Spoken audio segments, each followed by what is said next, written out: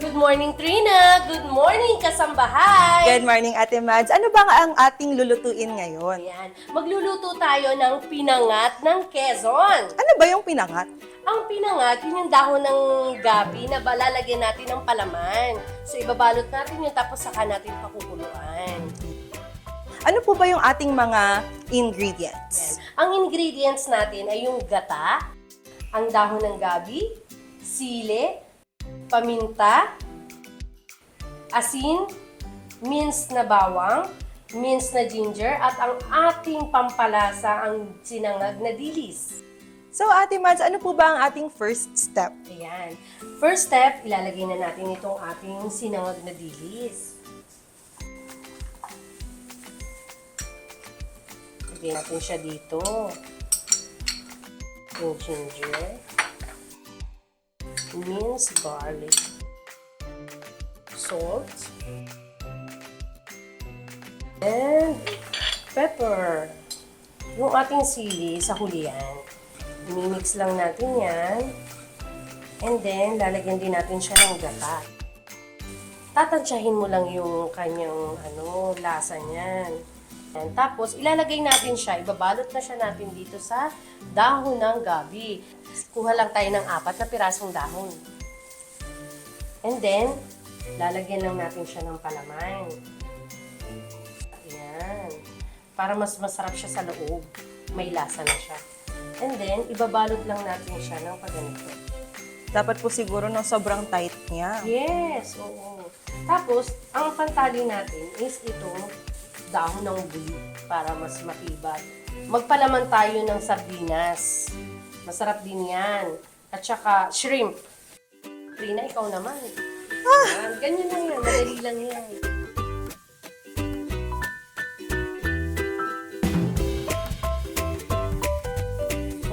Yay! O, diba? Yan ang ating pinangat.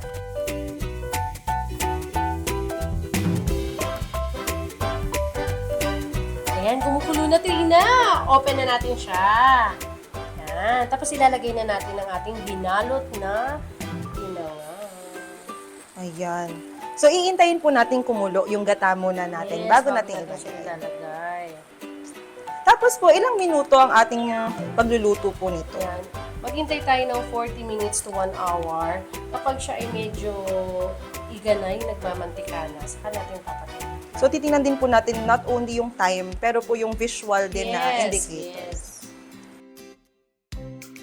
Ayan, Trina, luto na ang ating pinangat. Excited ka na ba? Yes! Ba ng ating pinangat? Yes, kanina pa. Tapos lagyan natin ng konting ng sili para mas ganahan tayo.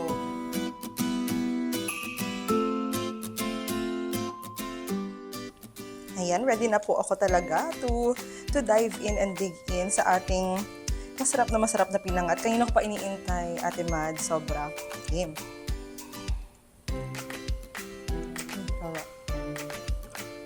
Kuhang-kuha ko talaga yung flavors ng lahat. Diba, Trina? Yung layer po ng textures niya. Yeah. Yung dilis natin ay Yes. medyo crispy na kanina. Yes. So, talagang nachuchu mo pa siya, yung luya, pati yung anghang ng sili. Iba talaga po yung layers ng flavor niya. Sobrang complex, sobrang patong-patong. Bakit ba yung mga natitikman ko before na mga laing, parang merong kati sa dila? Oo. Kasi, dapat kasi ang laing, bago natin lutuin, nagpapakulo muna tayo ng tubig. Tapos, pag kumukulo na yung tubig, saka lang natin siya ilalagay. So, may technique po Ganon. May talaga. technique. Oo, para hindi makati ang ating laing or pinangat. Yung laing kasi, ginutay-gutay, hinimay-himay. Tapos, sinamasama na niya yung ingredients. Tapos, saka siya pakukuluan. Ganon. Ito kasi pinangat, binabalot pa. So, pero same ingredients po sila. Halos same ingredients. Isa pa. Hindi pwedeng isa lang.